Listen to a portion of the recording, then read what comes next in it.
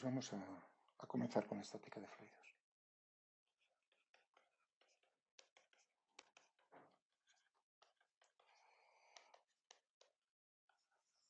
Como os había dicho en las grabaciones anteriores. Bien, ¿de qué se trata en este problema, en esta parte?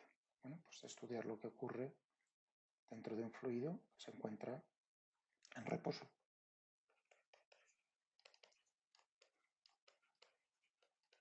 En reposo, naturalmente, en ese sistema de referencia. El sistema de referencia que hemos escogido.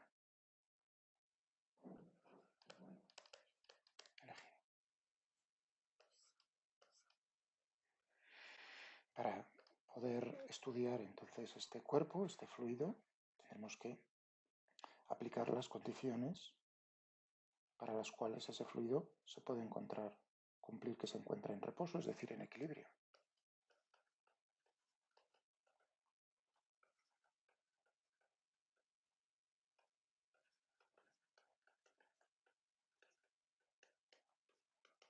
Naturalmente, si escogemos entonces un elemento de ese fluido que está en reposo, la suma de las fuerzas que están actuando sobre ese elemento tendrá que ser igual a 0 para que se pueda encontrar en equilibrio estático.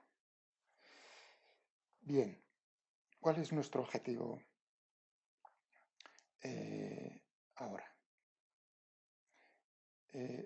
Lo que queremos es determinar cómo es la presión, el campo de presiones, la presión en cualquier punto del espacio dentro del fluido.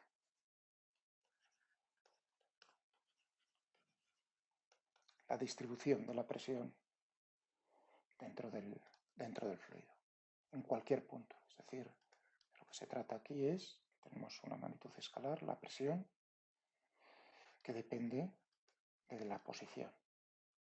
En el punto dado por el vector de posición R, tendremos un valor de la presión, que es lo que queremos determinar en este caso, cuando el fluido se encuentra en reposo. Si escogemos naturalmente coordenadas cartesianas, pues entonces naturalmente la presión dependerá en general pues, de cómo es las componentes x y z del punto escogido. Bien, pues esto es lo que vamos a hacer. Vamos a intentar en diferentes casos, dando las condiciones en cada uno de los casos que vamos a tratar, vamos a tratar de determinar cómo es la presión. ¿De acuerdo? Bueno, muy importante entonces dejar bien claro en qué condiciones vamos a resolver el problema.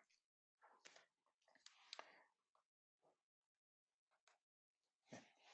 Vamos a escoger un fluido que se encuentra en reposo en un sistema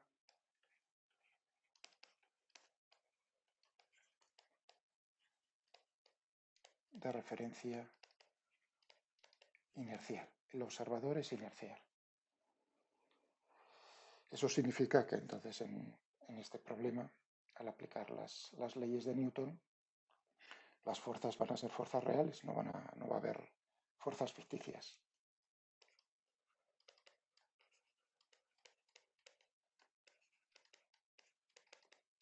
Recordad lo que explicábamos en la asignatura de mecánica. Es decir, un sistema de referencia normal, entre comillas lo de normal, no es un sistema de referencia giratorio, no es un sistema de referencia acelerado. No es un sistema de referencia acelerado.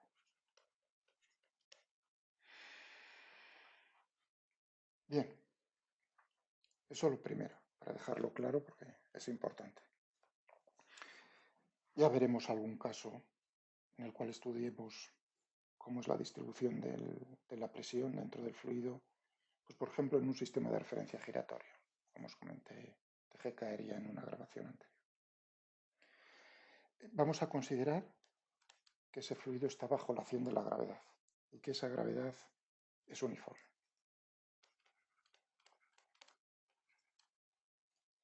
Bajo la acción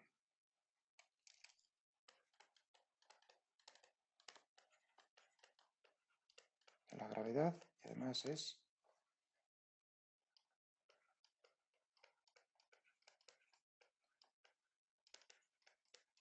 uniforme. Es decir, que el campo gravitatorio G tiene el mismo valor en todos los puntos del... Es un campo, es un vector, que tiene un valor en todos los puntos del espacio, y ese valor, ese vector, es el mismo. G es uniforme. En todos los puntos tiene la misma dirección, el mismo sentido y el mismo módulo. Vale, esto primero y bajo la acción de la gravedad. Y vamos a considerar el caso de que el fluido esté estratificado. Voy a discutir un poco qué significa eso. Hay que dejarlo, eso también hay que dejarlo claro, si no, pues quizás no sería correcto lo que vayamos a hacer.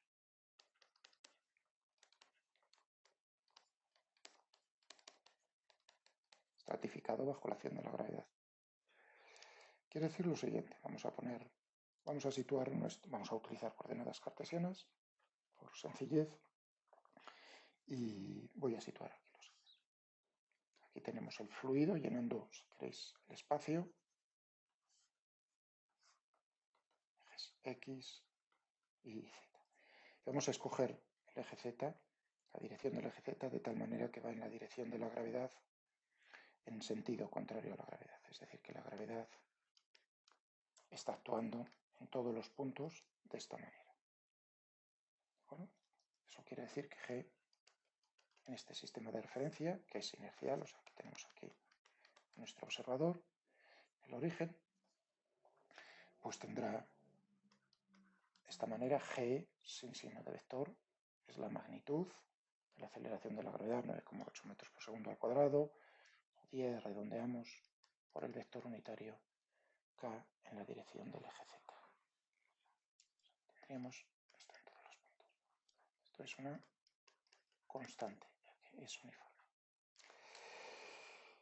Muy bien.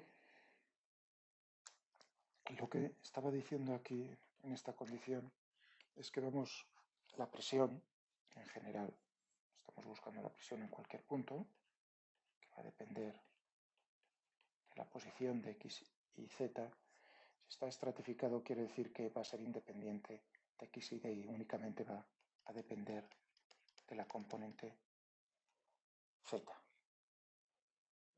Bueno, es decir, que a la misma altura, para todos los puntos que tienen la misma componente Z, tenemos el mismo valor de la presión.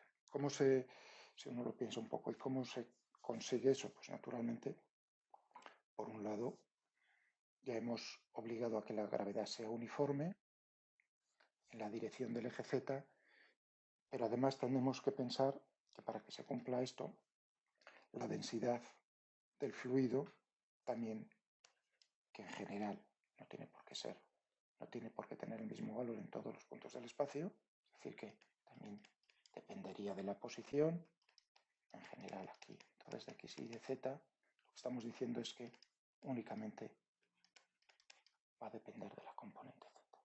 Lo mismo que la presión.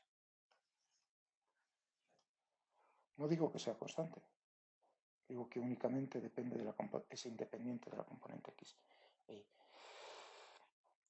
Si esto es así, entonces está obligado a que la temperatura dentro de todos los puntos del espacio, dentro del fluido, que también dependería de la posición, únicamente va a depender como mucho de la componente Z. Es decir, que no va a haber variaciones gradientes de temperatura en la dirección, en el plano XY. ¿De acuerdo? Muy bien, pues ya tenemos este caso que no es general, sino que estamos imponiendo una serie de condiciones, sistema de referencia inercial, gravedad uniforme, fluido estratificado, pero no estoy imponiendo que el fluido sea incompresible. No, no, no.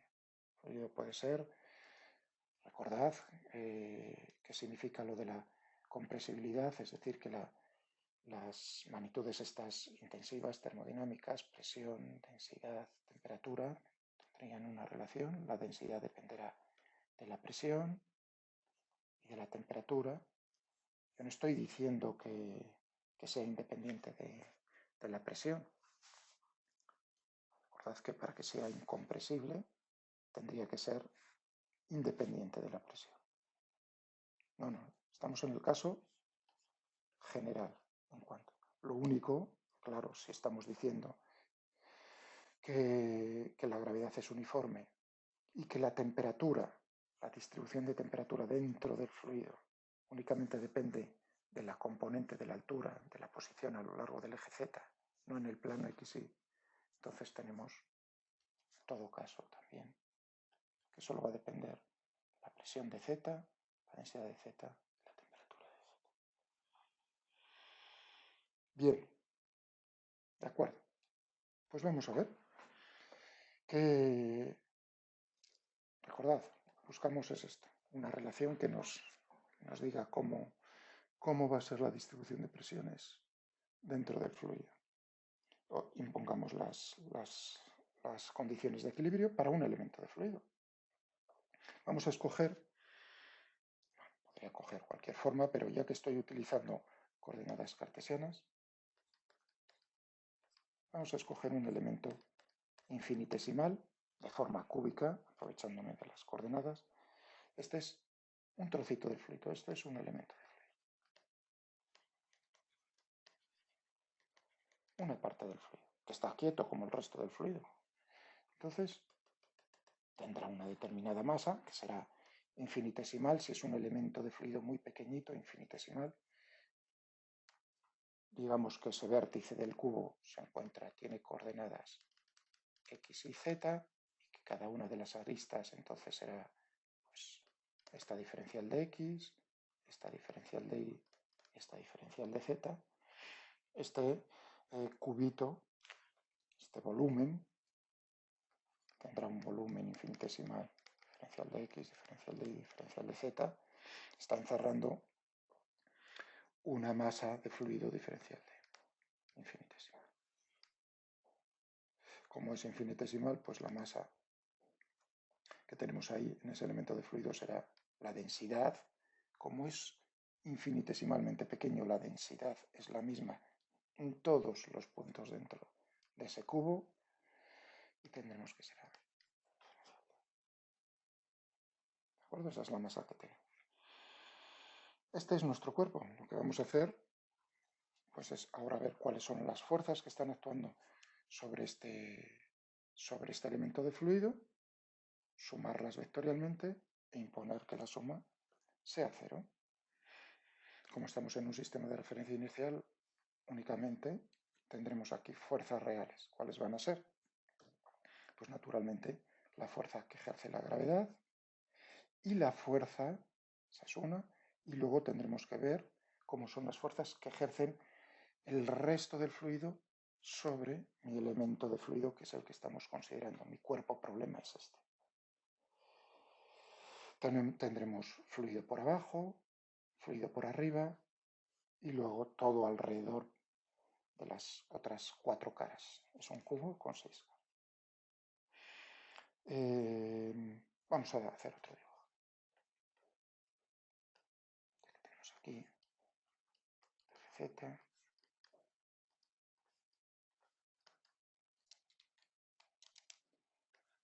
X, G, este es el origen, y aquí teníamos nuestro cubito.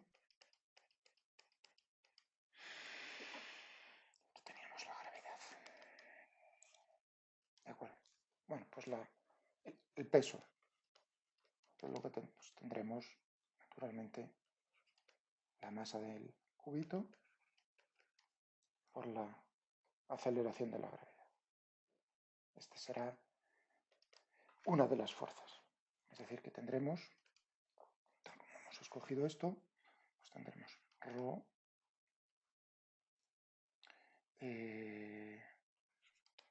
diferencial de v menos g por el vector unitario k a lo largo del eje z.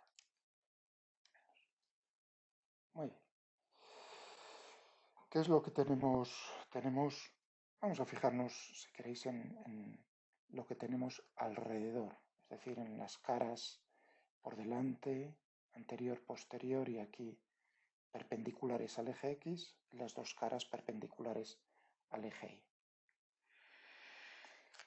Bueno, como tenemos que el fluido está estratificado, es decir, que la presión va a ser la misma en todos los puntos que tenga la misma componente Z, el fluido que está aquí que está empujando, vamos a poner aquí el poco más grande, que está empujando, vamos a cogernos, es otro color,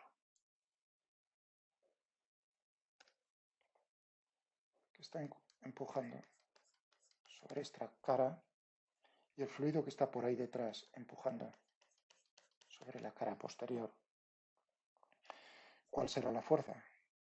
Naturalmente la presión que tenemos en este punto de la cara por el área de esa cara, que sería, en este caso, diferencial de I por diferencial de Z, y lo mismo el área de la cara posterior. Como la presión están a la misma altura las dos caras, tendremos dos fuerzas con la misma dirección, con el mismo módulo, la misma magnitud, pero sentido contrario. Por lo tanto, esas dos fuerzas se van a anular. Y lo mismo va a ocurrir, pues naturalmente, si escogemos otro color por aquí, con las caras perpendiculares al eje. ¿Qué nos queda? Naturalmente, la fuerza que ejerce el fluido que tenemos por aquí abajo sobre mi elemento de fluido. ¿Cuál va a ser esa fuerza? Bueno, pues es una fuerza normal, recordad, el fluido está en reposo, las fuerzas, aquí no puede haber fuerzas tangenciales sobre las caras, porque entonces el fluido tendría que estar en movimiento. La fuerza normal dividido por el área es la presión, es decir, que entonces tendremos que la fuerza que ejerce el fluido por aquí abajo sobre mi elemento de fluido va a estar empujando, es decir, en el sentido positivo del eje Z, y va a tener un valor que va a ser, si este vértice, habíamos dicho que tiene componentes X y Z, pues entonces tendremos que aquí se está ejerciendo una fuerza sobre la cara inferior que va a ser la presión P. ¿A qué altura? Donde se encuentra la cara, a la altura Z, por el área que va a ser, pues, en este caso esto es diferencial de X, diferencial de Y. Vamos a poner diferencial de A. Recordad que diferencial de V, diferencial de X, diferencial de Y por diferencial de Z. Pero importante es, la cara inferior se encuentra a la altura Z. Y esto es un vector, está apuntando en la dirección positiva del eje Z. Bueno, y en la cara tenemos el peso, la cara inferior y la cara superior. ¿Qué ocurre sobre el fluido que tenemos por aquí encima? Está ejerciendo una fuerza sobre nuestro cuerpo problema, sobre nuestro cubito infinitesimal de fluido. ¿Y cómo va a ser el valor? Esta cara, recordad que se encuentra no a la altura Z, sino a Z más diferencial de Z. Es decir, que tendremos que considerar cómo es la presión en Z más diferencial de Z. Por el área es la misma, pero está apuntando ese vector en la dirección negativa del eje Z, es decir, que menos K. Y aquí tenemos las tres, son las únicas fuerzas que están actuando en estas condiciones sobre mi cuerpo problema, sobre mi elemento infinitesimal de fluido. La suma vectorial de estas fuerzas tiene que ser igual a 0. Es decir, que vamos a coger un negro, vamos a escoger Bien, tendremos entonces que P, Z, diferencial de A, por K, menos P en Z más diferencial de Z, menos ρ, diferencial de V, por K, tiene que ser igual a 0. Esta es la condición para que se encuentre en equilibrio.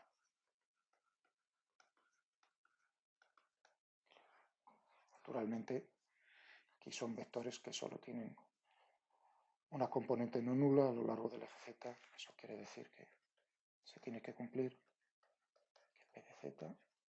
Vamos a sacar ya, si queréis, aquí factor común, diferencial de A, diferencial de A. Tendremos aquí entonces Pz menos P en Z más diferencial de Z. Diferencial de A era diferencial de X, diferencial de Y, menos ρ, G, diferencial de V era diferencial de X, diferencial de Y, diferencial de Z.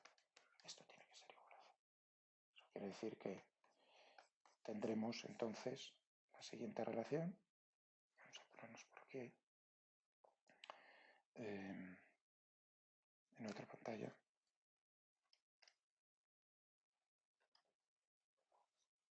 Se tiene que cumplir para que esté en reposo que la presión a la altura de Z menos la presión que tenemos en Z más diferencial de Z tiene que ser menos ρ G diferencial de Z. Esto tiene que ser igual a 0.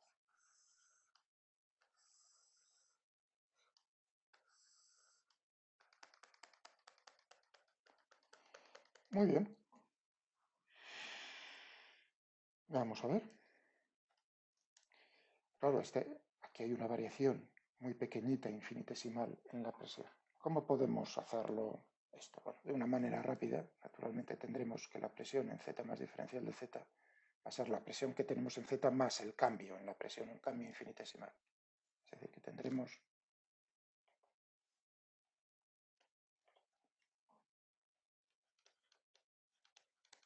Z y todo esto será, fijaos, P en Z más el cambio que se está produciendo en la presión al movernos a lo largo del eje Z. Menos ρ G igual a 0. Claro, aquí tenemos P de Z menos P de Z, esto se nos va a ir, lo que nos va a quedar aquí es un menos el cambio infinitesimal en la presión, menos ρ G diferencial de Z igual a 0. Es decir, que vamos a tener una relación, esto lo que nos está dando es la relación que se está produciendo en este fluido, en equilibrio, en estas condiciones, las que hemos enumerado al principio. Nos está diciendo que el cambio de la presión con la altura, el gradiente de presión, tiene que ser igual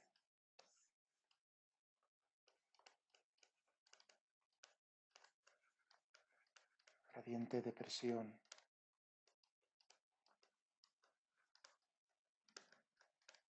con la altura. Recordad el vector, el gradiente de un escalar es un vector. En este caso es un vector que únicamente tiene la dirección, tiene componente no nula, una única, que es en la dirección del eje Z.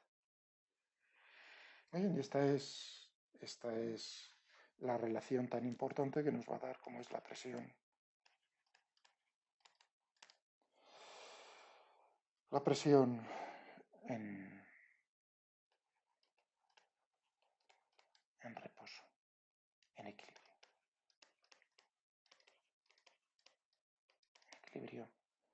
del fluido.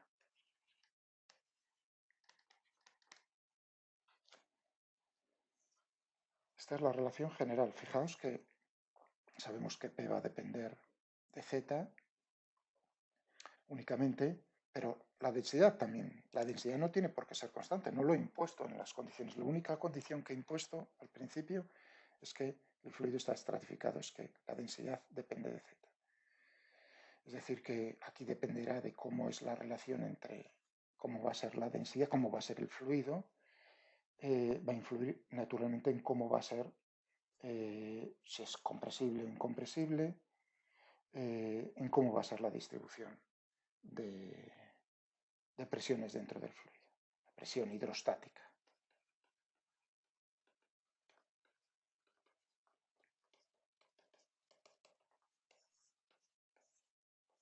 La presión hidrostática.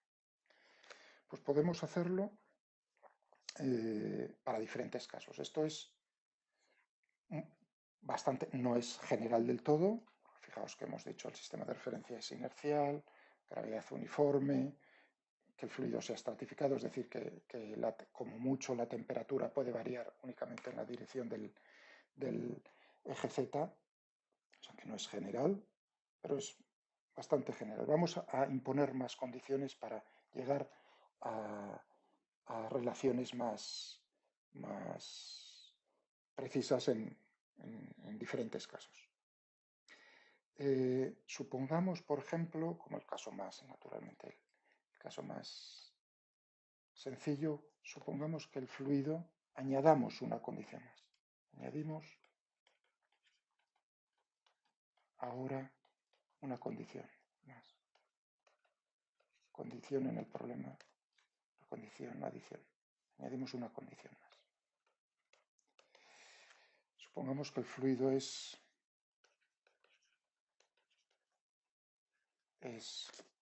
incompresible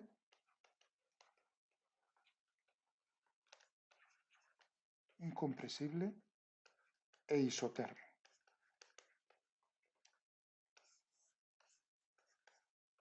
Es decir, que todo el fluido se encuentra a la misma temperatura y además que ese fluido es incompresible. Habíamos visto entonces, en general, la densidad va a depender de P y de T, y de la temperatura. Al decir que es incompresible, estamos diciendo que la densidad es independiente de la presión, únicamente podría depender de la temperatura, pero al añadir que es isotermo, la temperatura no cambia, lo que nos está diciendo es que es constante. Constante dentro del fluido. Es decir, que ese fluido tiene fluido de densidad constante. Podría haber empezado por ahí, haber dicho, pero he querido decirlo de esta otra manera. Que sea constante, lo que estoy imponiendo es que el fluido sea incompresible e isotermo. Ambas cosas, no una sola. Isotermo. Eso quiere decir que entonces la relación que hemos obtenido para el gradiente de presión hidrostática, teníamos aquí la relación, los cambios de presión con la altura venían dados por menos ρ por G, bueno, G por ρ da igual.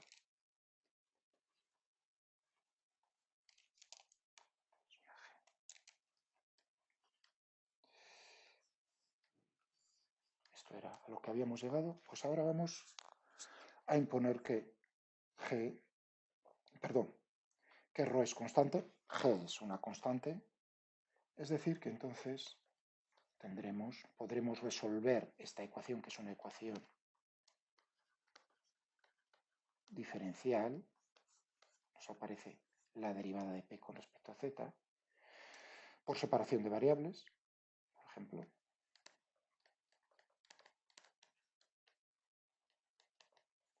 O sea, recordad que aquí el objetivo es determinar P en función de Z.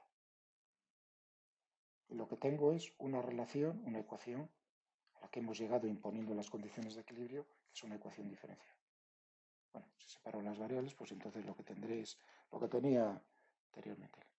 Diferencial de P menos rho G diferencial de Z. Esto se cumple. Un cambio en Z produce un cambio en la presión de esta manera. Cambios infinitesimales, por lo tanto, si sumamos los cambios infinitesimales, también va a ser cierto, tendremos los cambios finitos.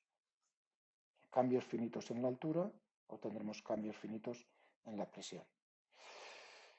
Para Z igual a 0, tendremos una presión, una condición, tendremos una determinada presión, P sub 0, y para una altura Z determinada, pues tendremos una presión P determinada.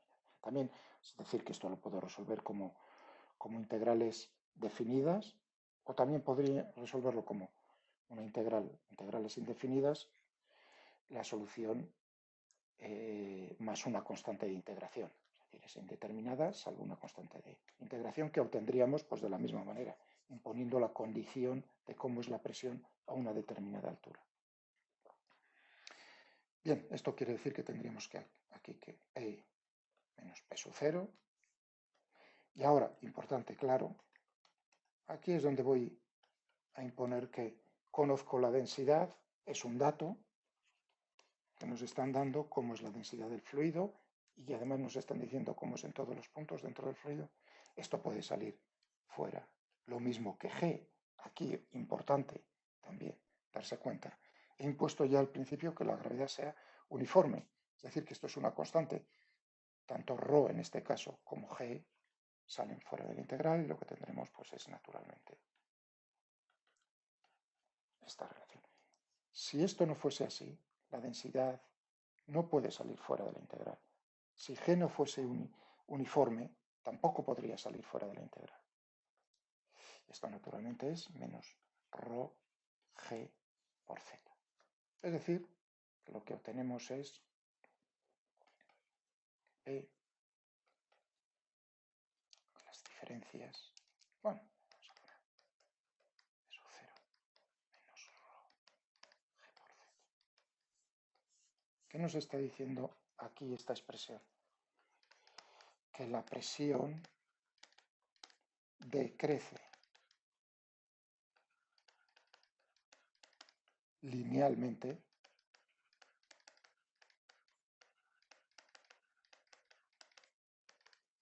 con la altura.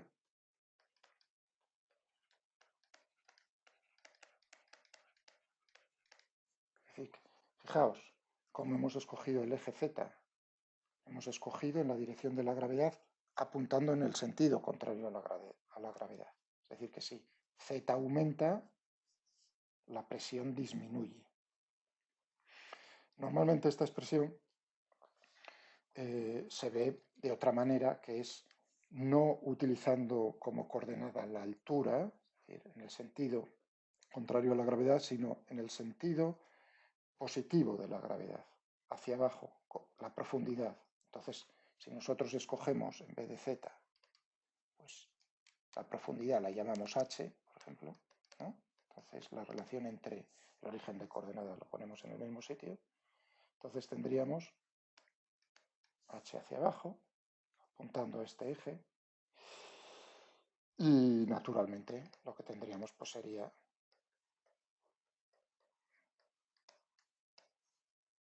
es decir, que la presión crece linealmente con la profundidad.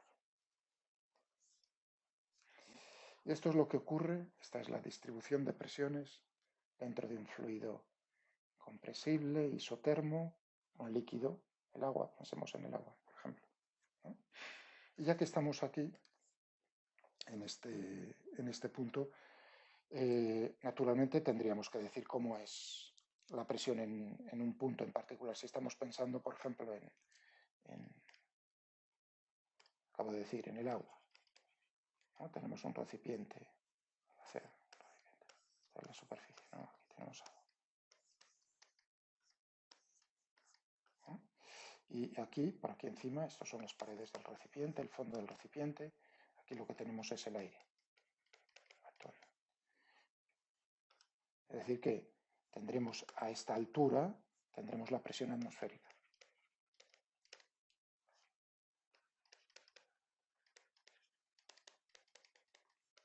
ese P sub 0 entonces sería la presión que tenemos. Si estamos a nivel del mar, pues una atmósfera. ¿Cuánto vale una atmósfera? ¿A qué es equivalente en el sistema internacional? Pues aproximadamente 101,3, me parece que era 325, pero 101,3 kilopascales. Es decir, aproximadamente 10 elevado a 5, no exactamente, kilopascales. Uy, perdón. ¿Qué he dicho? Kilopascales. 100 kilopascales, es decir, 10 elevado a 5 pascales, o bien también en meteorología pues se utiliza en vez del kilopascal el hectopascal, es decir, que 1000 hectopascales.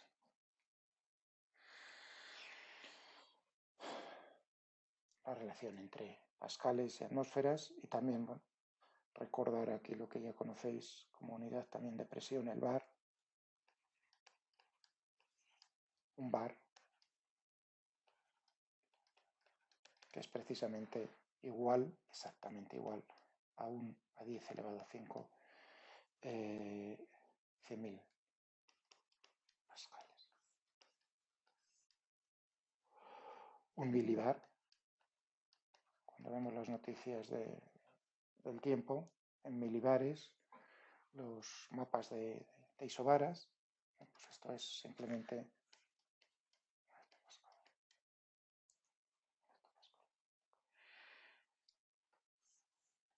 De acuerdo. Entonces, en esta expresión que hemos obtenido, P sub 0 más rho GH, o igual a P sub 0 menos rho G por Z, escogeremos Z para acá o H para acá.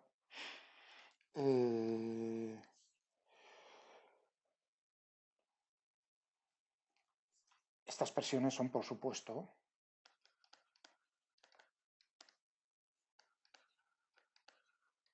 se conoce como la presión absoluta. Cuando lo que nos interesa es únicamente diferencias de presión, realmente lo que teníamos aquí, P menos P sub 0, como es la diferencia de presión en un punto dentro del fluido, por ejemplo aquí dentro del agua del recipiente, con respecto a la superficie, la diferencia de presión, esta se le llama la presión manométrica, las diferencias respecto a una presión en un punto.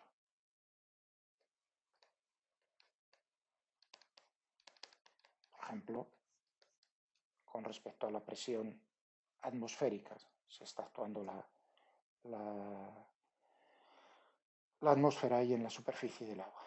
Presión manométrica frente a la presión absoluta. Lo que nos dan pues los manómetros, que son los aparatos lo que nos dan precisamente es cómo es la diferencia de presión respecto a una presión estándar. Por ejemplo, la presión atmosférica. Bien. De acuerdo. Sí, y una última, recordar otra unidad que se utiliza en la medida de presiones, que ya conocéis, que son los milímetros de mercurio.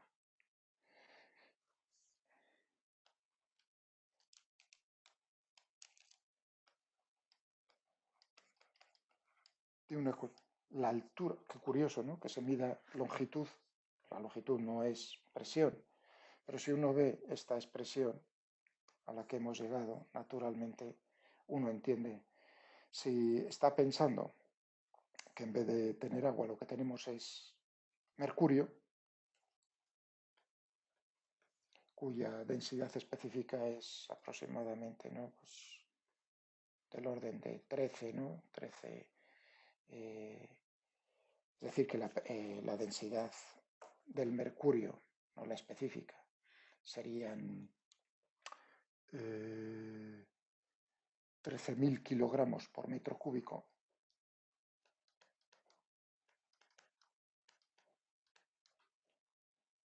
Entonces, si estamos considerando que el fluido es mercurio, no es agua, entonces podríamos ver cómo es la diferencia de presión que se produce, pues por ejemplo, para tener una diferencia de presiones de una atmósfera, estamos considerando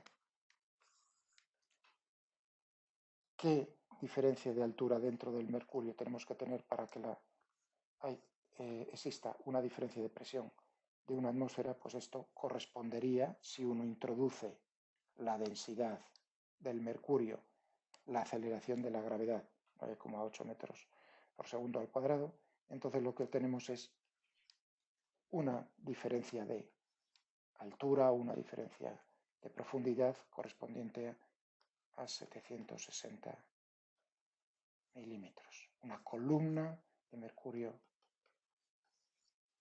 de 760 milímetros. Que esto recibe el nombre 1 milímetro de mercurio.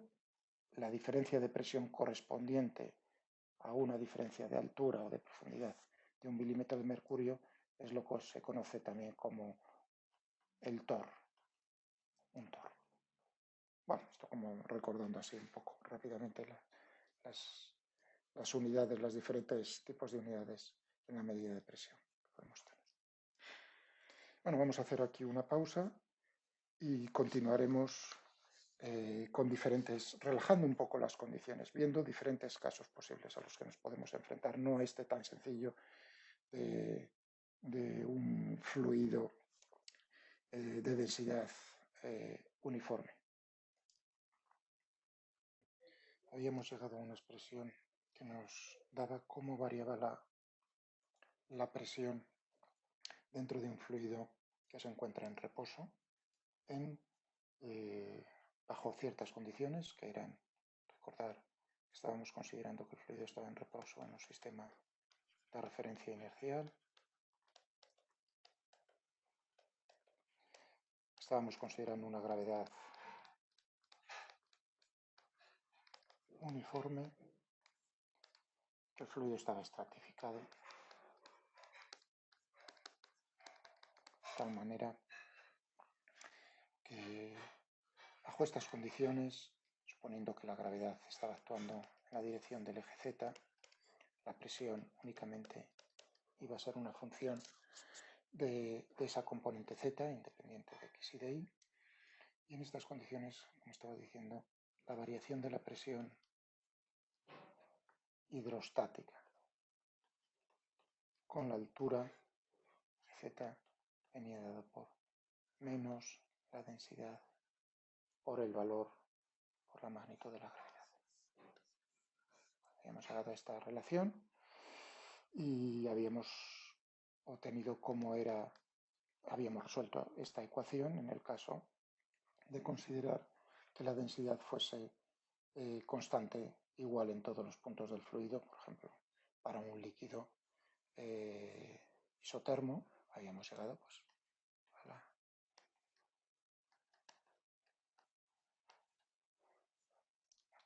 Vamos a poner aquí, ya que estamos utilizando Z por Z, o bien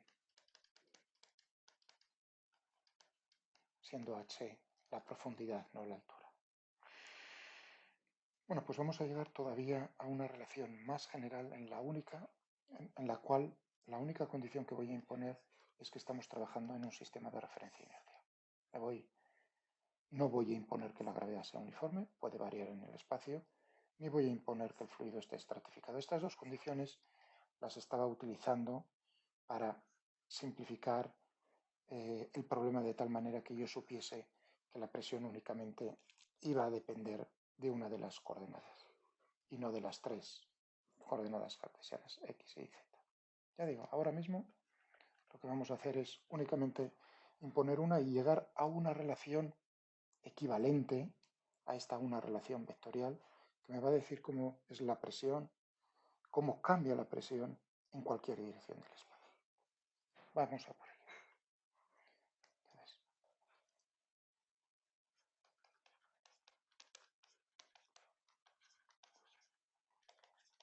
Estática de fluidos. Fluido en reposo en un sistema de referencia inercial y bajo, en general, pues bajo la acción de la gravedad, ¿no? Al final, si la gravedad es cero, pues no hay ningún problema. Bajo la acción de la gravedad. Si uno entiende cómo lo voy a hacer, incluso ya de manera natural, uno puede pasar a estudiar el caso de un fluido que se encuentra en reposo en un sistema de referencia que sea no inercial, por ejemplo, giratorio. La forma de actuar, de proceder es similar. Bueno, estaba diciendo, vamos a hacerlo de esta manera. Bien, vamos a ver. El fluido está en reposo, es decir, que cualquier elemento de fluido también se encuentra en reposo. Vamos a tomar lo mismo que en la grabación anterior. Vamos a escoger un elemento infinitesimal.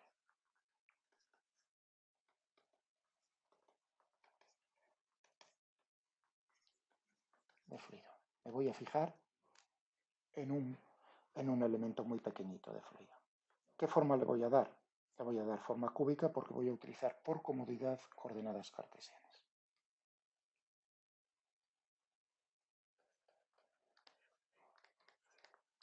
Pero quiero dejar bien claro que la expresión final que vamos a obtener es independiente del tipo de coordenadas que se utilice.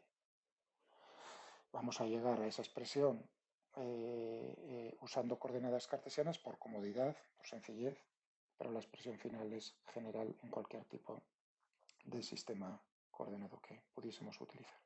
Bueno, si utilizo coordenadas cartesianas, pues la forma del elemento infinitesimal va a ser una forma cúbica, un cubo de fluido muy pequeñito. Las aristas de ese cubo, pues orientadas a lo largo de las direcciones de los ejes cartesianos, X y Z. Este elemento de fluido, pues por ejemplo, lo mismo que hice en la grabación anterior, vamos a suponer que este vértice del cubo tiene coordenadas, se encuentra en el punto de coordenadas X y Z.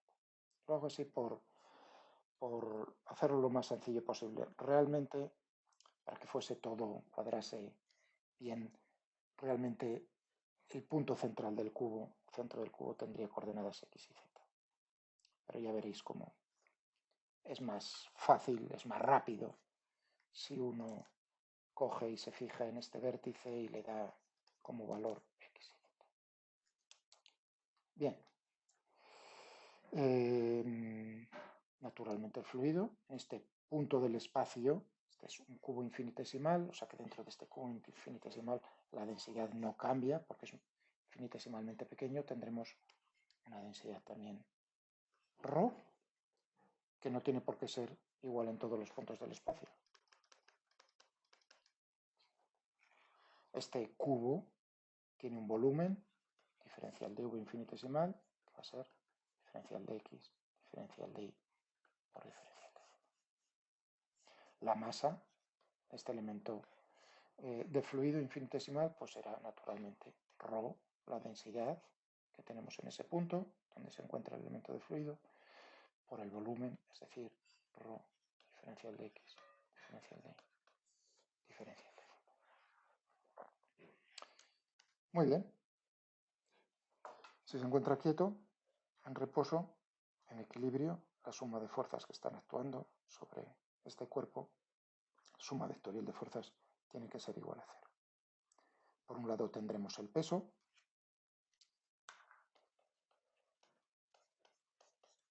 El peso será...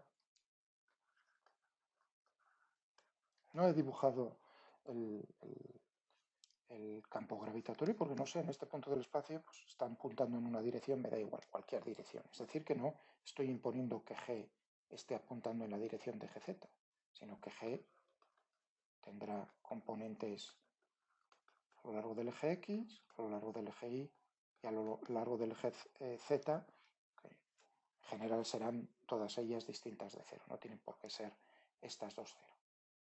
Muy bien, este sería el peso.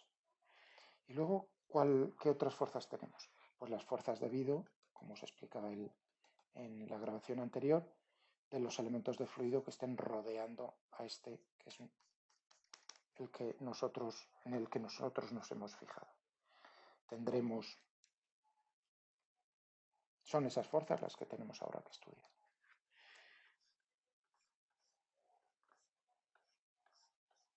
Tenemos 6 caras. Tenemos 6 caras de este cubo. Es decir, que este elemento de fluido está en contacto con otros 6 elementos de fluido. A pares, un elemento de fluido por abajo y otro por arriba, es decir, perpendicular en la dirección a lo largo del eje Z, que están actuando sobre las caras perpendiculares al eje Z. Otros 2 actuando en las 2 caras perpendiculares al eje X, y otros 2 elementos de fluido actuando perpendicularmente a las caras perpendiculares al eje Y. Vamos a hacerlo primero, va a ser similar para cualquiera de los ejes. Me voy a fijar en cuáles son las caras perpendiculares al eje X. Es decir, esta cara anterior y esta cara posterior. Bueno, tendré entonces un elemento de fluido por delante que está actuando sobre el nuestro y otro por detrás actuando sobre el nuestro. Bien, ¿cuál será la fuerza que está haciendo el que está por detrás sobre nuestro elemento de fluido? ¿Qué fuerza está haciendo? Va a ejercer una fuerza que es perpendicular a la cara, es decir, que tendrá la dirección del eje X en el sentido positivo del eje X, y en módulo pues tendrá el valor de cómo es la presión en esa cara por el área de la cara, por el valor del área de la superficie de esa cara. Es decir, que el elemento de fluido que se encuentra por aquí detrás está ejerciendo una fuerza que va a tener el siguiente valor. El valor de la presión, ¿en qué punto del espacio? Bueno, pues tendremos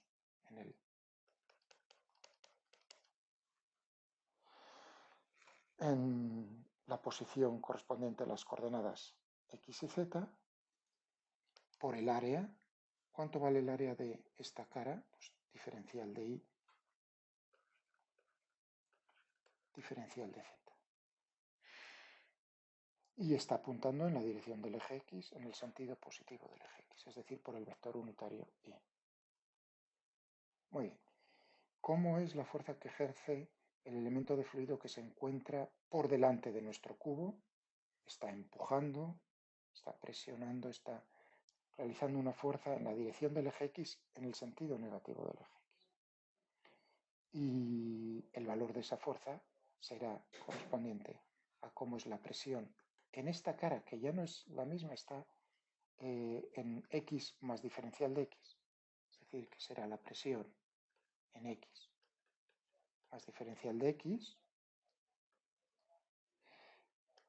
para la misma Y y para la misma Z por el área diferencial de Y diferencial de Z y por, cuidado, está apuntando en la dirección del eje X en sentido contrario, es decir, por menos Y. La fuerza neta que realizan estas dos será la suma vectorial, es decir, que tendremos P X y Z menos P en X más diferencial de X y Z por diferencial de Y por diferencial de Z por el vector unitario. Muy bien, o sea que tenemos esta expresión. Ahora únicamente tendremos que intentar ver cuánto es el valor, cuál es la diferencia entre esas dos presiones. ¿Y qué es lo que voy a utilizar? Lo que voy a utilizar es un desarrollo en serie de Taylor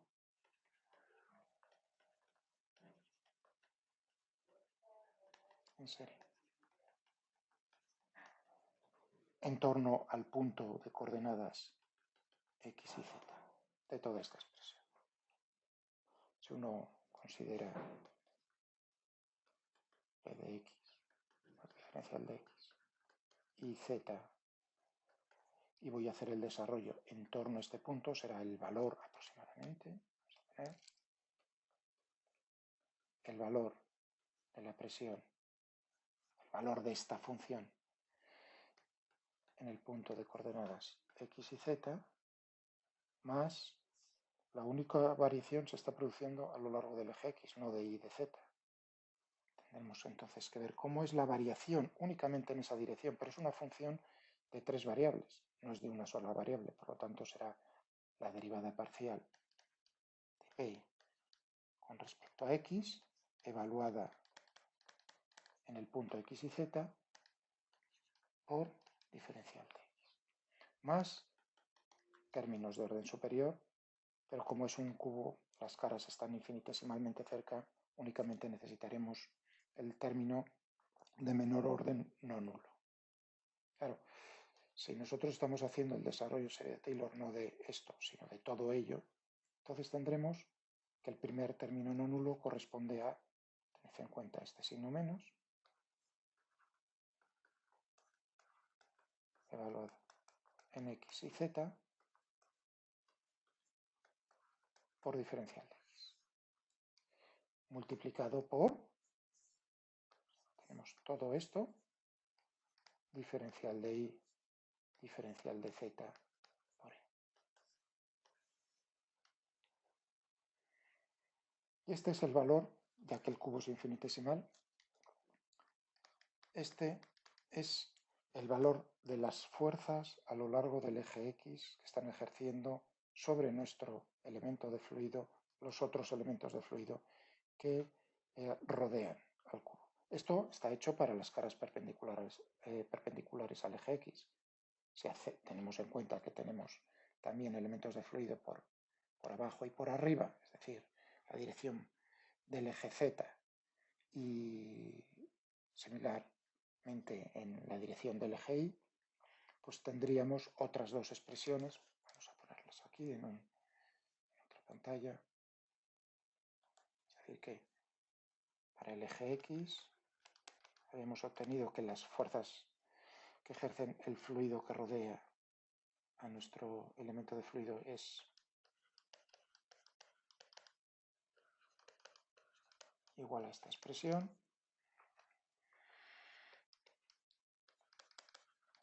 Para los elementos de fluido que rodean en la dirección del eje Y, tendríamos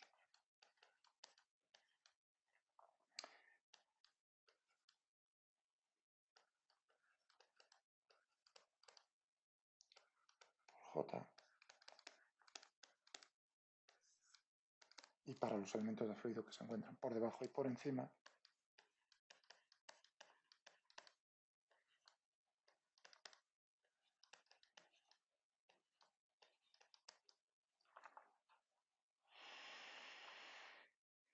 estas son las fuerzas que está ejerciendo el fluido que rodea a nuestro elemento infinitesimal de forma cúbica. Esta es la fuerza neta, más, naturalmente, tenemos la fuerza debida al peso. Es decir, que en condiciones de equilibrio, reposo, si el elemento de fluido se encuentra en reposo, tendremos entonces la siguiente. Recordad que teníamos para el peso, teníamos ρ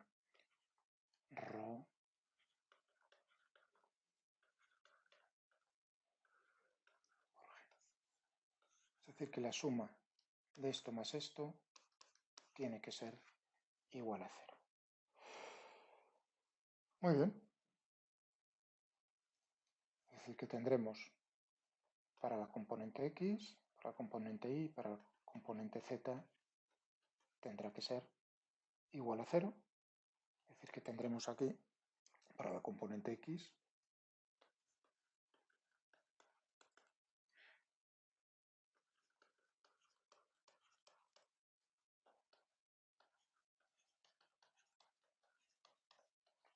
g de x igual a 0 y lo mismo para y para z. Claro, si se cumple que esto tiene que ser igual a 0, por supuesto, podemos sacar factor común diferencial de x, diferencial de y, diferencial de z, es decir, que tendremos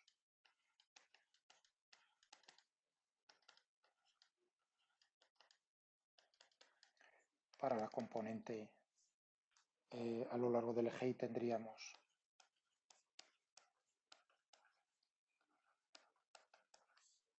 para la componente a lo largo del eje z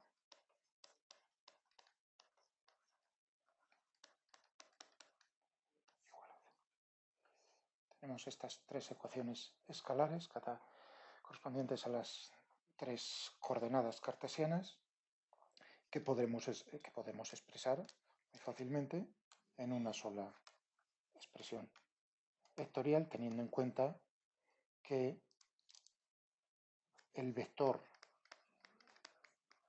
gradiente de un escalar, en nuestro caso de la presión P, vamos a denotarlo, viene dado por, en coordenadas cartesianas, la componente x es la derivada parcial de P con respecto a x, la y la z, la derivada parcial con respecto a z. Teniendo esto en cuenta, entonces estas tres ecuaciones escalares se pueden expresar como una única ecuación vectorial, que es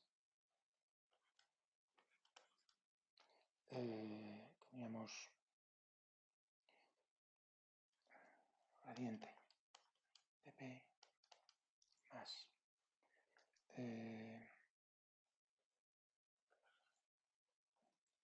más ρ la densidad por G igual a 0.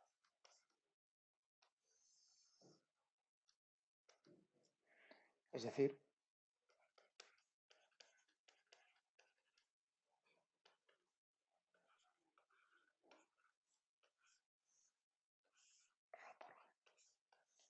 y esta es la expresión general que tenemos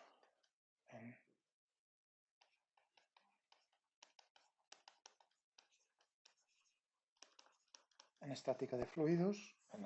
Eso sí, lo único que hemos impuesto para llegar a esta expresión es que nos encontramos en un sistema de referencia inercia, que el fluido está en reposo en un sistema de referencia inercia, que el gradiente de presión tiene que ser igual a ρ. De esta expresión, naturalmente, podemos llegar a la que obtuvimos en la grabación anterior, teniendo en cuenta que G habíamos dicho que era únicamente un campo uniforme en la dirección del eje Z, y entonces teníamos menos G por K, es decir, que Gx y Gi eran 0. Eso significa que entonces en ese caso teníamos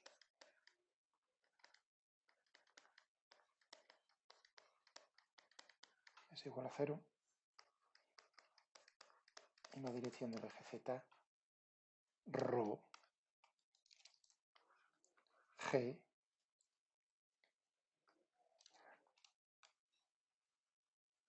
cuánto vale el eje Z menos G, es decir, menos ρ por G.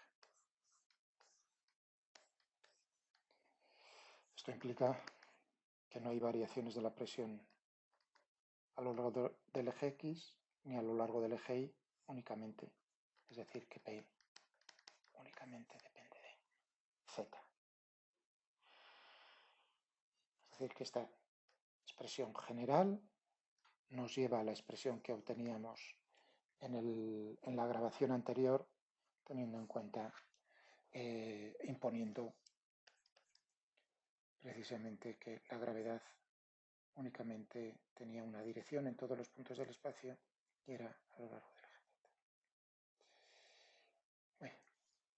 Bueno, pues vamos ahora a estudiar un caso muy interesante que es determinar cómo es la presión en la atmósfera de un planeta, de la Tierra.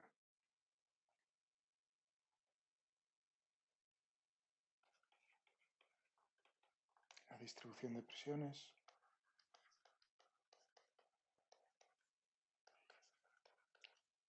En la atmósfera. Es decir, que ahora vamos a tratar el caso específico de ver cómo varía la presión dentro de un gas. ¿De acuerdo? O sea, que tenemos aquí el suelo, aquí tenemos nuestra atmósfera que estamos considerando en equilibrio en reposo.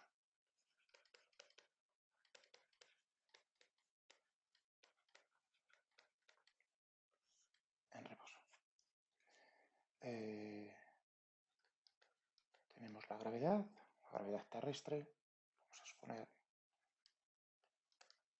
este es el eje. Muy bien, pues vamos a ver qué es lo que podemos obtener aquí y qué tipo de simplificaciones deberemos hacer para llegar a un resultado. Nosotros partimos de la relación que hemos estudiado acerca de cómo varía la presión dentro de un fluido. El cambio de presión con la altura va a venir dado por menos la densidad por la magnitud del campo gravitatorio, de la aceleración de la gravedad.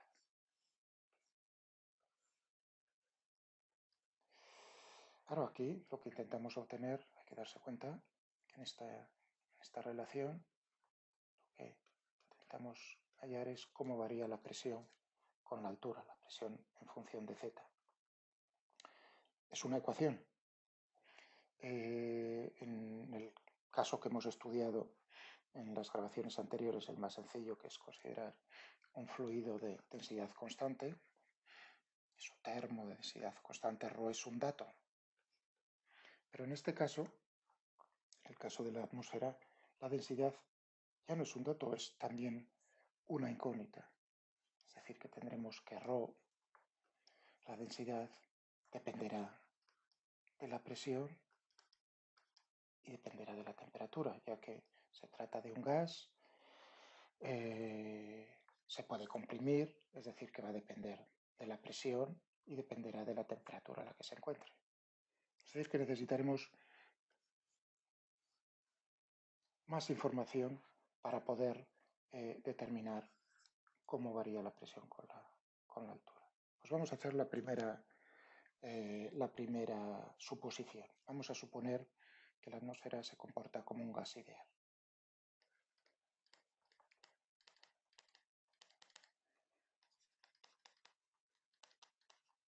Es una aproximación.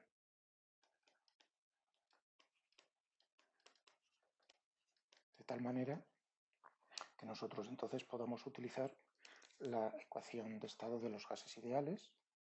Todos sabemos, presión por volumen igual al número de moles n por la constante universal de los gases ideales, R por T. Esto pues aproximadamente 8,31 julios por mol y por Kelvin, para recordarlo. Muy bien. Y de la temperatura absoluta en Kelvin, N el número de moles. De la presión, V el volumen. Muy bien. Vamos a modificar esta expresión de la ecuación de estado de los gases ideales para que nos aparezca explícitamente la densidad, una relación entre la presión, la densidad y la temperatura. Si nosotros pasamos dividiendo el volumen, tendremos estamos considerando un volumen de atmósfera de gas ideal, una determinada que tenemos, que contiene un número n de moles, que se encuentra a una temperatura T y una presión P, pues entonces tendremos que de la ecuación de estado, simplemente dividiendo, obtenemos esta expresión. Si multiplicamos, porque lo que queremos para tener a la vista la densidad, naturalmente necesitaremos la masa dividido por el volumen. Aquí tenemos el número de moles. Si nosotros multiplicamos por la masa molar, dividimos por la masa molar, aquí lo que tendremos será naturalmente la masa de ese volumen que estamos considerando de atmósfera. Es decir, que la presión será la masa m considerada, R, la constante universal de los gases ideales, la temperatura dividido por el volumen y por la masa molar. Hombre, la atmósfera está compuesta por oxígeno, por nitrógeno y otros gases en menor proporción, pero le podemos asignar una masa molar que es así de memoria para la atmósfera, claro, depende, la atmósfera seca, su humedad creo que era pues, aproximadamente del orden de 0,029 kilogramos por mol. Como curiosidad, ¿no? Pues que también tenemos ese dato.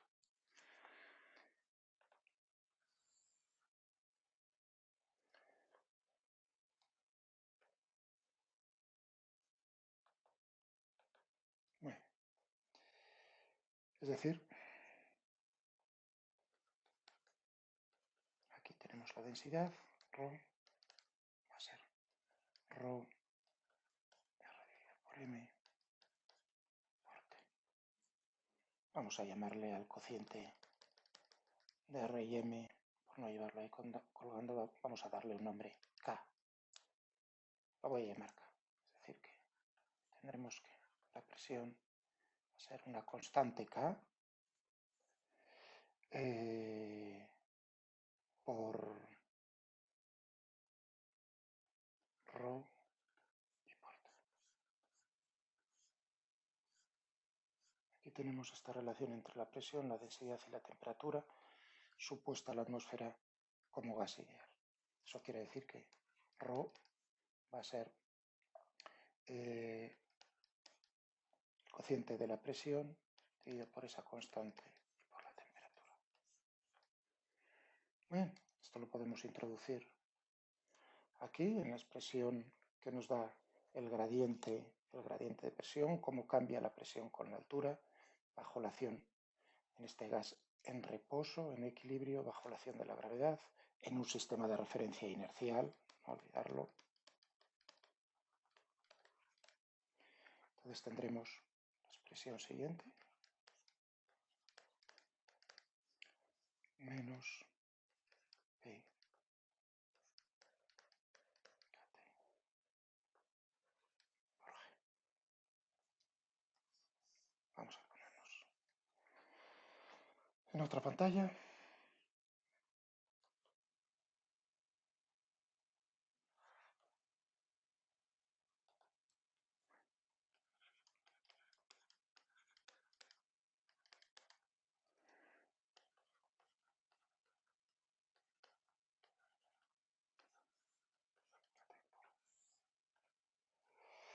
Claro, aquí tenemos el problema de que también tenemos como incógnita, tenemos la presión, que es lo que buscamos, presión en función de la altura, pero nos aparece la temperatura.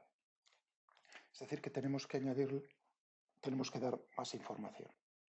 Tenemos que decir algo acerca de cómo es la temperatura en nuestra atmósfera en reposo. Vamos a hacer la primera suposición acerca de la temperatura, la más sencilla. Vamos a imponer una cosa que es muy fuerte, que no es cierta, pero bueno, es un primer paso. Un segundo paso después de considerar la atmósfera como gas ideal en la dirección de obtener algo parecido a lo que ocurre en la realidad acerca de la presión. Vamos a supongamos que lo que tenemos delante es una atmósfera isoterma.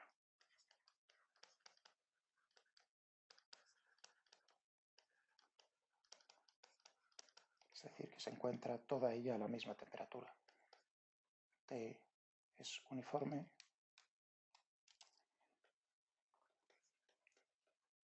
todos los puntos, es decir, que es un valor, es un dato.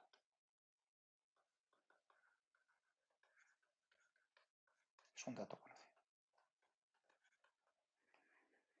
Es decir, que entonces lo que tenemos en esta expresión va a ser una constante k y que era r dividido por m, y la temperatura también, que es una constante. Todo esto va a ser constante. Muy bien, ahora sí. Ahora ya podemos intentar resolverlo. Tenemos una ecuación con una incógnita. Y lo que vamos a hacer es separar variables.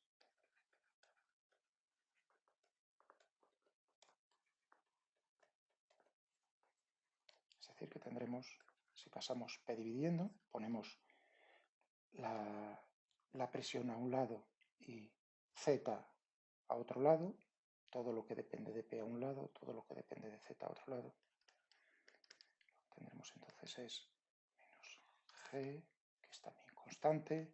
Estamos considerando la gravedad uniforme.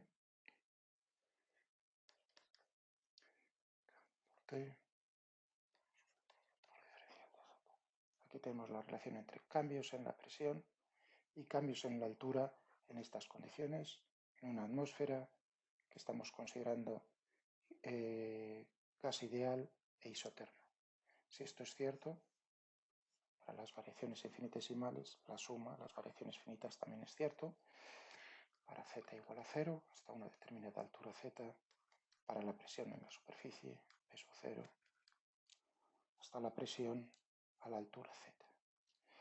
Aquí lo que tenemos naturalmente es todo esto, al ser constante, ahí es lo importante, lo conocemos, puede salir fuera de la integral, lo que tendremos es la integral de la izquierda, el logaritmo neperiano de P entre P sub 0 y P, y a la izquierda tenemos menos, perdón, y a la derecha tenemos menos G kt por z.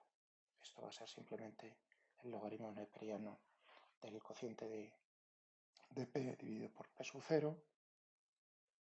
Si elevamos toda la expresión elevado a toda a un lado y al otro, pues obtenemos que P va a ser igual a P sub 0 por elevado a menos G kt por z.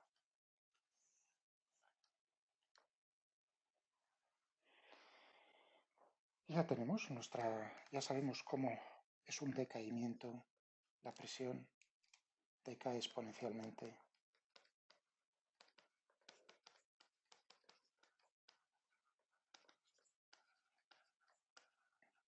con la altura.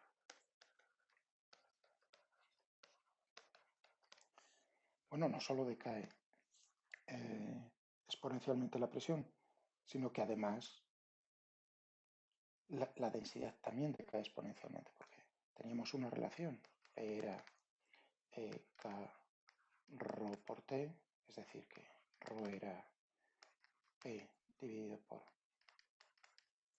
K por T, K y T son constantes, es decir, que tendremos que rho va a ser la densidad en Z igual a 0 por elevado a menos por Z. También decae exponencialmente.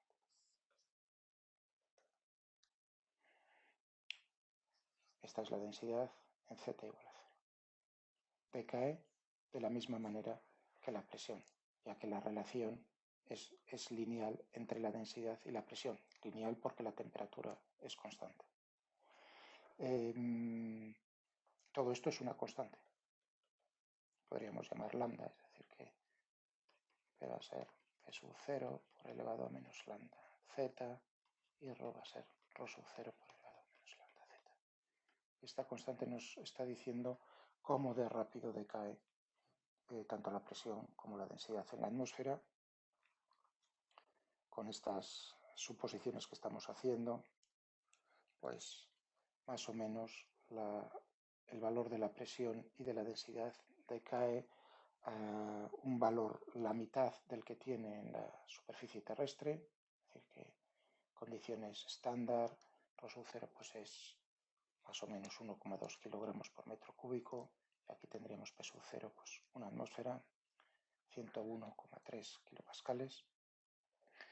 Tendríamos que la presión se reduce a la mitad y la densidad se reduce a la mitad aproximadamente a una altura de 5.500 metros. Que en las noticias del tiempo muchas veces cuando nos intentan explicar situaciones de gota fría, nos muestran un mapa de temperaturas precisamente a qué altura, cuando la presión es aproximadamente 500 hectopascales. En la superficie es más o menos 1000 hectopascales, pues a una altura para la cual la presión se reduce a la mitad, que es justo aproximadamente 5.500 metros.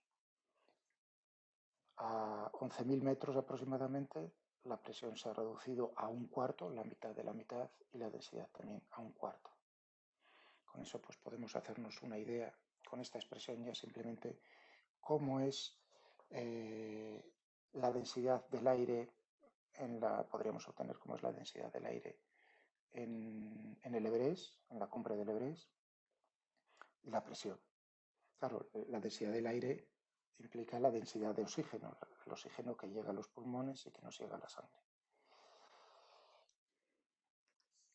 Bien. Bueno, esta es la primera suposición que hemos hecho acerca de la temperatura, pero podríamos intentar dar un paso más a la atmósfera, podríamos dar un paso más allá e intentar acercarnos un poco más a la realidad. Y la atmósfera no es isoterma, sino que en las diferentes capas, en la capa inferior de la atmósfera, en la troposfera, tenemos troposfera, estratosfera, etc. En la capa que es más activa, la troposfera en la inferior, lo que ocurre con la temperatura es, se observa que la temperatura decrece aproximadamente de forma lineal del orden de 10 Kelvin o 10 grados Celsius por cada kilómetro. Bueno, pues vamos a plantear o vamos a dar como dato entonces que sabemos, segundo caso, supongamos que la temperatura decrece linealmente con la altura de una manera conocida, que es la que estaba diciendo de palabra. Vamos a tener la temperatura, va a ser la temperatura en la superficie, en Z igual a 0, va a decrecer de manera lineal, he dicho del orden de aproximadamente 10 Kelvin por cada kilómetro. Eso significa que es más o menos 0,01 Kelvin por cada metro por Z. Estas son las unidades. Muy bien.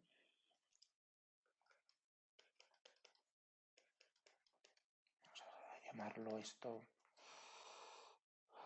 Vamos a dejar ese 0,01 por Z en el sistema internacional. Y ahora vamos a ver cómo es entonces, en este caso, la presión en función de la altura. Bien, teníamos la expresión acerca del gradiente de presión con la altura. Seguimos considerando que el gas es ideal, es un gas, que la atmósfera se comporta como un gas ideal. Entonces teníamos que P era K, una constante, ρ por T, es decir, que ρ era P dividido por K y por T. Aquí teníamos menos ρ por G, es decir, otra vez la expresión que ya habíamos puesto hace un momento, menos P, K, T, G. Pero lo que vamos a hacer es, naturalmente, sustituir la expresión correspondiente a la temperatura. Ahora la temperatura es conocida, pero no es constante.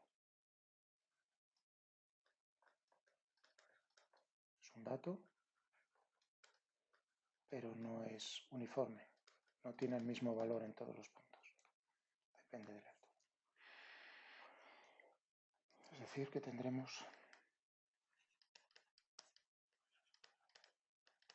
Vamos a poner aquí menos G dividido por K por P y la temperatura que es T sub 0 menos 0,01 por Z. Esto sí. Pues, por ejemplo, la temperatura en la superficie, digamos 25 grados Celsius, o sea 273 más 25 Kelvin. Hagamos otra vez separación de variables. Que lo que buscamos aquí es en función de Z, pasemos la presión a un lado y la altura al otro. Vamos a borrar, vamos a ponerlo.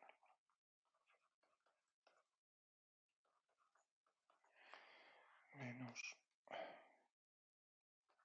G, K, diferencial de Z, dividido por T sub 0 menos 0,01 Z. Si esto es cierto, esto también es cierto. P sub 0 hasta P, desde Z igual a 0 hasta Z.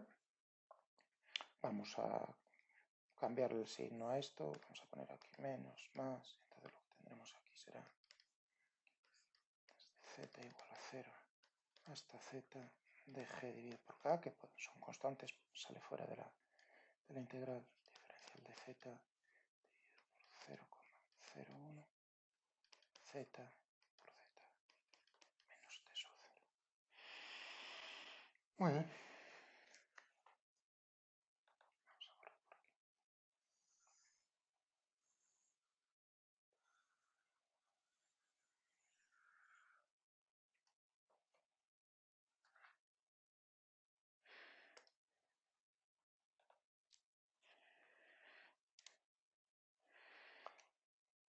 Logaritmo neperiano, es decir, que tendremos aquí logaritmo neperiano de P dividido por P sub 0, y aquí tendremos G dividido por K, y que tenemos, pues también tenemos diferencial de otro logaritmo neperiano.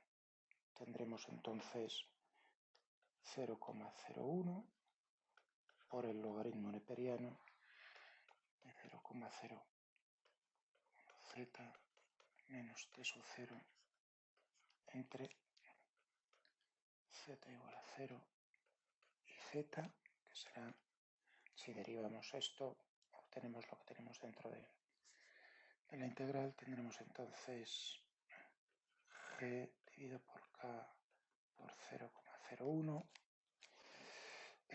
Cuando Z es igual a 0 tendremos aquí el logaritmo neperiano de...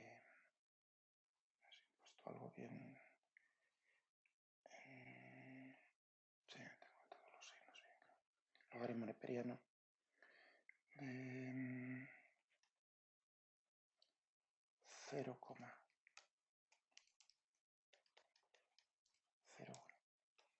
Z menos T sub 0 dividido por menos el logaritmo neperiano de 0, de menos T sub 0, restando por las operaciones de logaritmos es el logaritmo neperiano del cociente. Es decir, que tendremos que el logaritmo neperiano de P sub 0, G por K por 0,01, si no será el logaritmo neperiano de T sub 0 menos 0,01 Z sino T sub 0. Esto es igual a G perdón, operaciones con logaritmos al logaritmo neperiano de t sub 0 menos 0,01z dividido por t sub 0 elevado a g k por 0,01. Logaritmo neperiano, es decir que tendremos que p dividido por p sub 0 igual a todo esto, o sea, la presión a una altura z será la presión en la superficie por t sub 0 menos 0,01z por t sub 0 elevado a g k por 0,01. Y ya tenemos lo que buscábamos. Como depende la presión en la atmósfera, considerada ya no isoterma, sino como gas ideal, y un gas en el cual la temperatura decrece según vamos subiendo linealmente, a razón de 0,01 Kelvin por cada metro, es decir, un Kelvin cada 100 metros. Muy bien. Pero todavía podemos ir más allá, todavía más interesante, porque aquí hemos hecho una suposición, hemos hecho suposiciones acerca de cómo, para poder llegar al resultado de cómo es la distribución de temperatura dentro de la atmósfera. Pero ahora no vamos a hacer eso, vamos a intentar todavía dar un paso más allá. Vamos a preguntarnos por cómo es la estabilidad de esa atmósfera que acabamos de estudiar.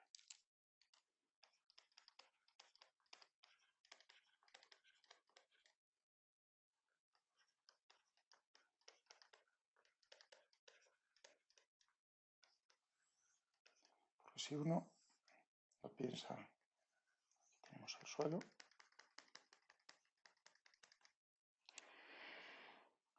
un poco, ¿no? Eje Z, la gravedad. Si nos fijamos, toda la atmósfera está, todos los elementos del fluido, del gas, de la atmósfera, están en reposo. ¿Pero qué quiero decir con lo de la estabilidad?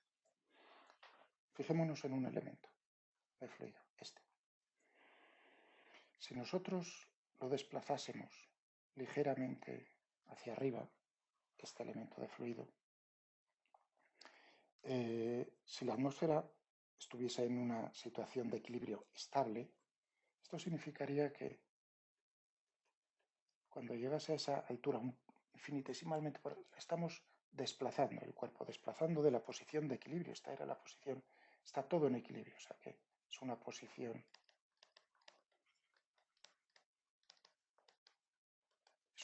de equilibrio. Lo que estamos haciendo es sacarlo del equilibrio.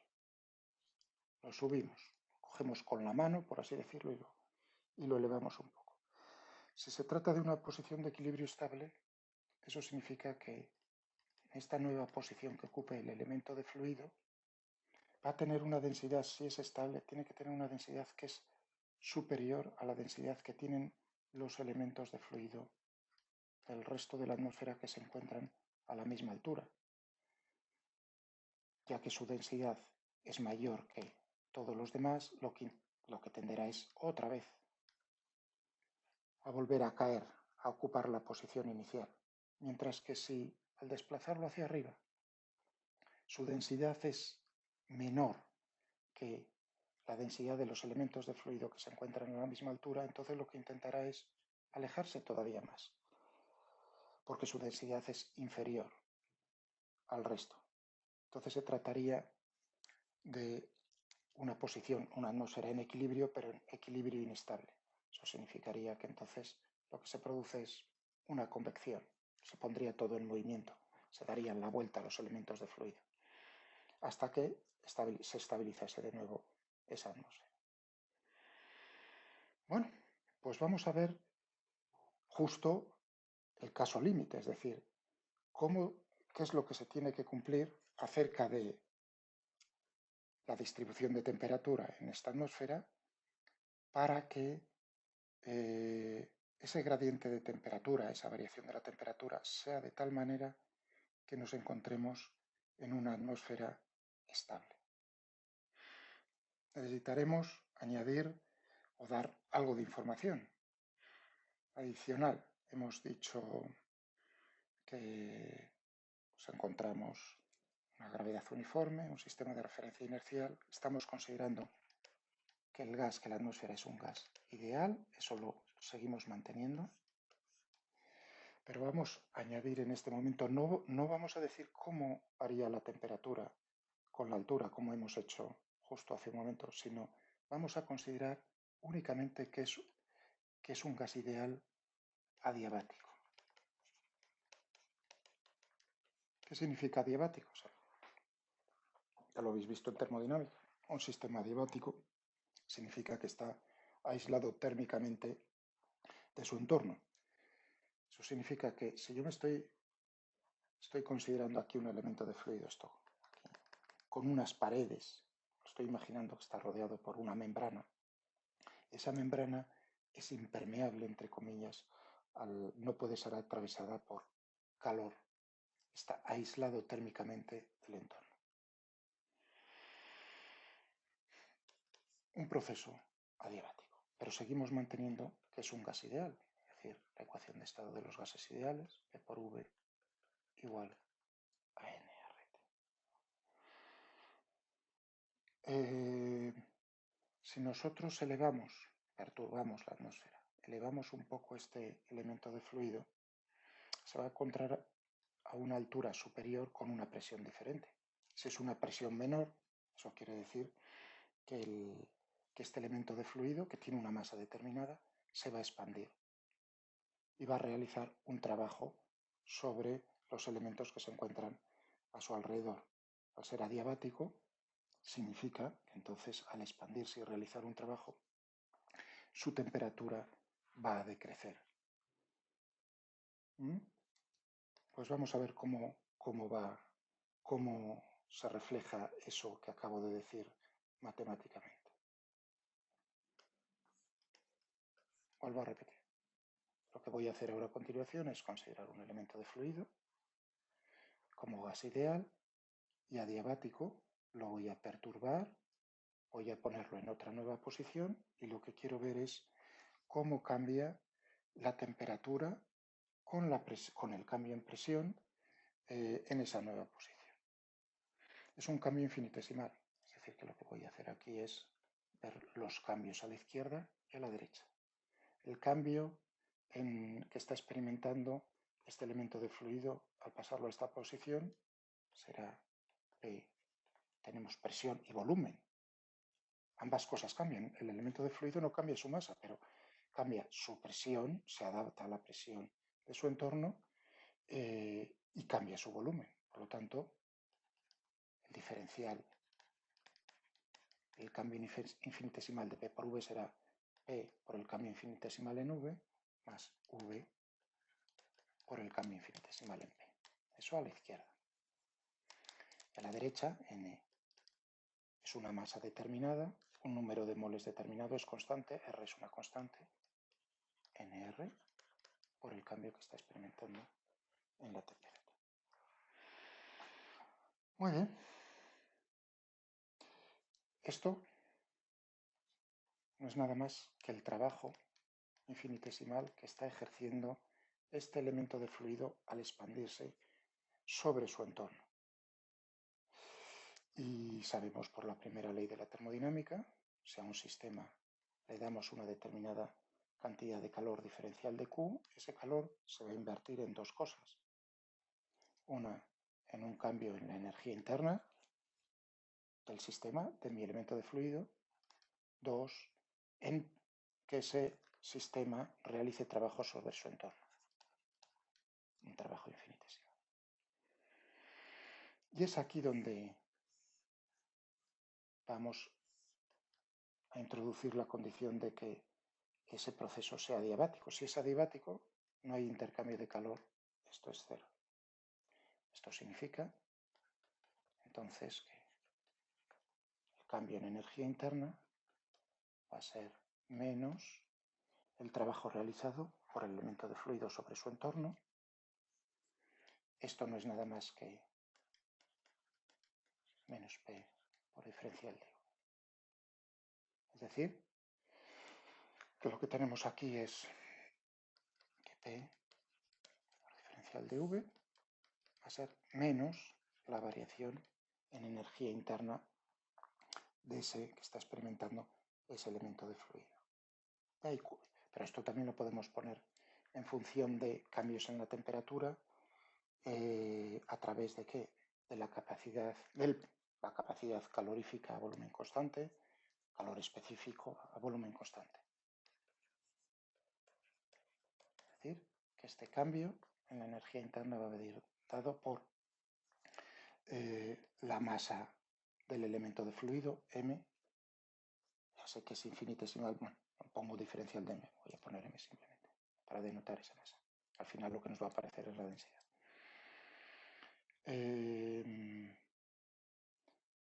Lo mismo que aquí ponía V, el volumen. M por el calor específico a volumen constante en la atmósfera por diferencial de T. Es decir, que la atmósfera la estemos considerando como adiabática significa que se cumple esta expresión. Teníamos aquí P por diferencial de V, el trabajo, en la ecuación de estado de los gases ideales. Al derivarlo, al ver las variaciones, nos está apareciendo, es decir, que puedo sustituir este término por todo esto. Y nos quedará entonces menos M, calor específico a volumen constante, variación de temperatura, más el volumen por la variación en la presión que está experimentando al moverlo de posición, igual a M, R, diferencial de T. Vamos a borrar todo por aquí arriba para dejar espacio.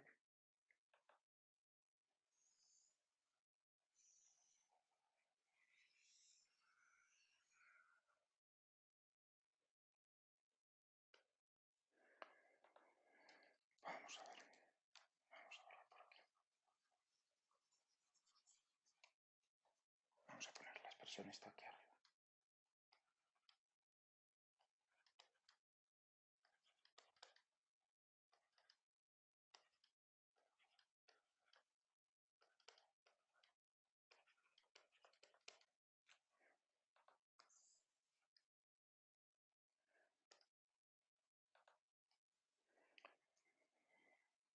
Bien.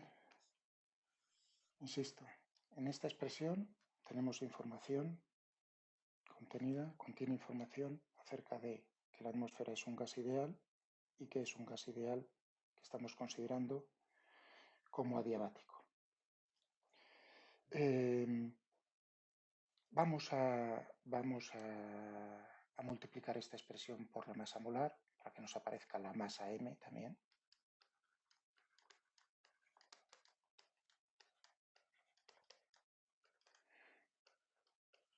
Masa molar, dividimos por la masa molar R por diferencial de T, es decir que tendremos aquí M dividido por la masa molar. Ya dije más o menos cómo era su valor en la atmósfera. Bien, dividamos todo por, o pasemos, hacemos esto a un lado de la igualdad, pasemos esto al otro lado, tendremos M CV diferencial de T más M R diferencial de T. Este es el volumen del elemento de fluido de atmósfera que estamos cambiando de posición para ver si va a pesar más, entre comillas, o pesar menos que su entorno. Si va a ser más denso o menos denso que su entorno. Si dividimos por el volumen, entonces tendremos la expresión que el cambio en la presión, M dividido por V va a ser ρ CV diferencial de T. Tendremos aquí ρ R dividido por M diferencial de T. Es decir, sacando factor común ρ diferencial de T la capacidad, el calor específico a volumen constante, más R, dividido por la masa molar. Pero esto, sabemos de termodinámica que hay una relación entre el calor específico a volumen constante y a presión constante, que es precisamente esta expresión. Es decir, que todavía lo podemos poner más sencillo. Vamos a tener aquí, esto es el calor específico a presión constante.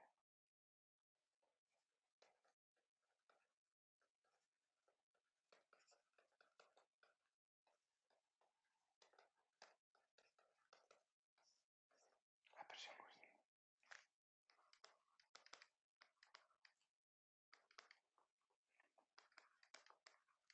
Recordaros que hay una expresión muy sencilla que nos relaciona el calor específico molar a presión constante, el calor específico molar a volumen constante, que es uno es igual al otro más la constante universal de los gases ideales. Es decir, que ahí podéis ver, en este caso no estoy utilizando los calores específicos molares, sino el calor específico en sí.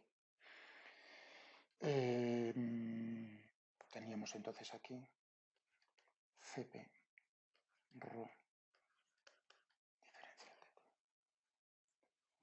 Muy bien. Tenemos esta expresión. Vamos a ponernos en una pantalla limpia.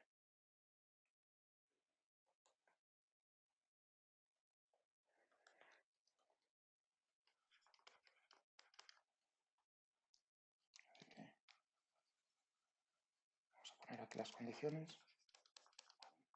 Atmósfera como gas ideal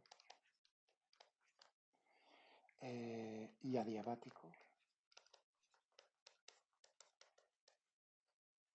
Entonces, sabemos que si movemos un elemento de fluido a una nueva altura, se produce un cambio, una relación entre los cambios en la presión de ese elemento de fluido y su temperatura por el calor específico a presión constante, ρ la densidad. Es decir que la nueva densidad al mover, recordad que lo que estamos haciendo es, tengo aquí este elemento de fluido y con la mano, por así decirlo, estoy cambiándole de posición, estoy pasando a esta nueva posición. Entonces va a tener una densidad que va a venir dado por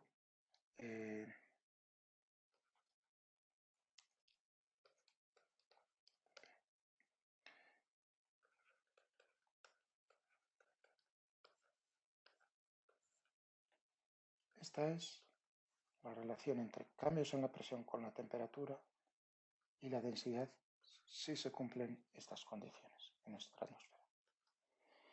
Pero además nosotros sabemos, precisamente ahora es lo que queremos comparar, cómo va a ser esta densidad frente a su entorno, a los elementos de fluido que se encuentran a la misma altura.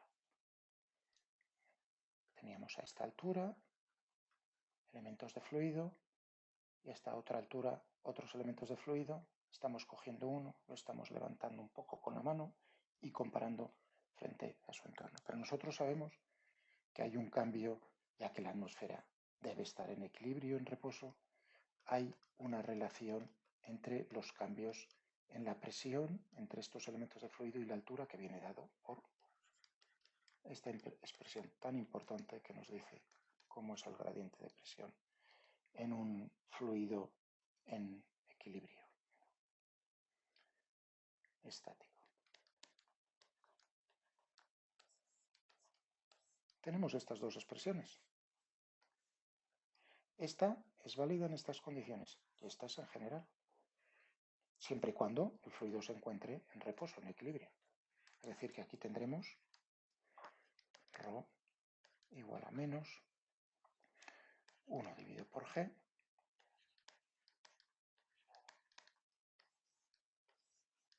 Estos son el cambio que experimenta,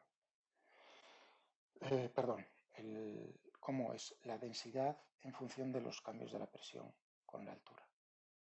Y ahora lo que nos preguntamos es ¿puedes ser esta atmósfera estable, sí o no. La estabilidad. Eso significaría, si es estable, lo que dije al principio, que al levantar este elemento de fluido, la densidad nueva que va a adquirir tiene que ser mayor que la de su entorno. Si fuese menor, tendería a subir más otra vez.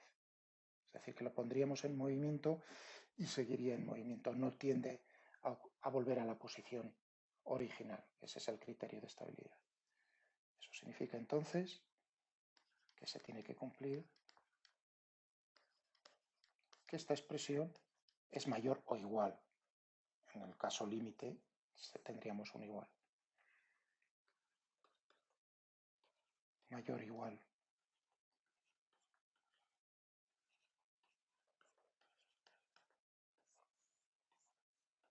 Bueno, tenemos la presión a la izquierda y a la derecha, lo mismo diferencial de P y diferencial de P. Es decir, que podemos dividir todo ello por diferencial de P y lo que tenemos es esto. Y vamos a llegar a una relación entre las variaciones de temperatura con la altura, la gravedad y el calor específico. Esto va a ser la variación de T de la temperatura con la altura va a ser menos G dividido por el calor específico, Cp,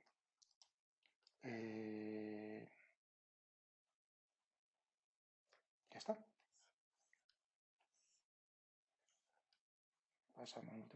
Pasa multiplicando y ya tenemos lo que queríamos. ¿Cómo cambia en una atmósfera en reposo considerada como gas ideal y adiabático en el caso límite? Este es el caso, hemos puesto aquí mayor o igual, aquí puse ya directamente el igual. Perdón. Tendríamos entonces aquí, hay que tener cuidado, pasa esto, entonces tendríamos aquí que el caso límite, es decir, cuando justo movemos el elemento de fluido y no tiende ni a caer, ni a alejarse, ni a volver a la posición, ni a alejarse.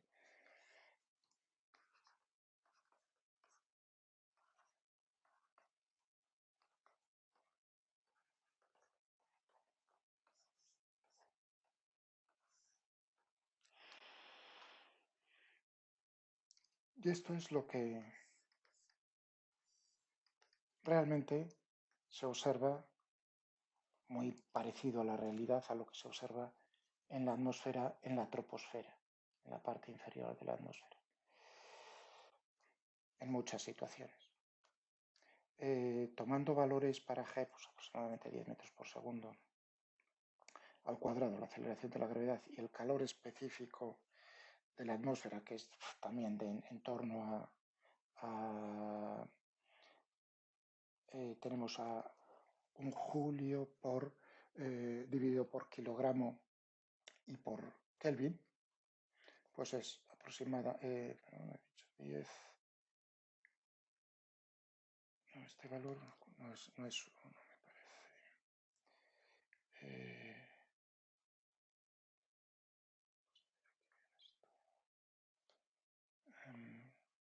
Sí, este valor no me acuerdo ya de memoria cuánto vale, pero esto es más o menos justo el valor, aproximadamente el valor que teníamos antes. 0,01 Kelvin por metro. Eso significa que entonces tendríamos, aquí tenemos 10, Cp tiene que ser 1000. Perdón. O sea que Cp es más o menos del orden de 10 elevado a 1000, o sea, 1 kilojulio.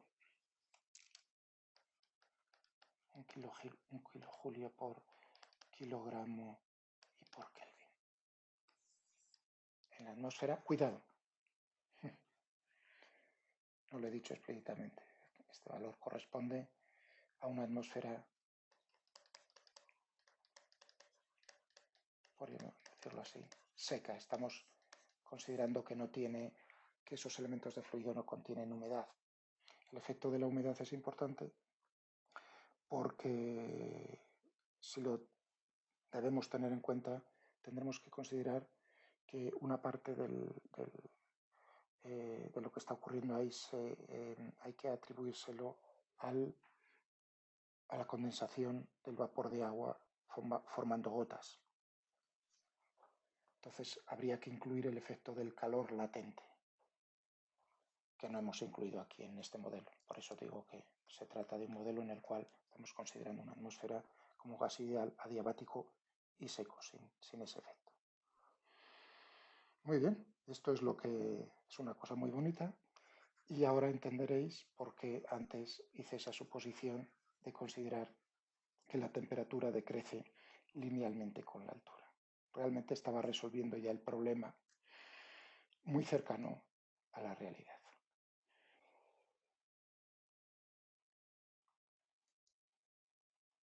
Quiero añadir, corregirme un momento que estaba pensándolo yo cuando estaba escribiendo hace un segundo. Esta expresión aquí, esto ya me parecía a mí que cuando lo hacía demasiado deprisa y demasiado mal. Esto está mal, es justo lo contrario, que el cambio de la temperatura con la altura tiene que ser mayor o igual para que sea atmósfera estable, mayor o igual que menos G.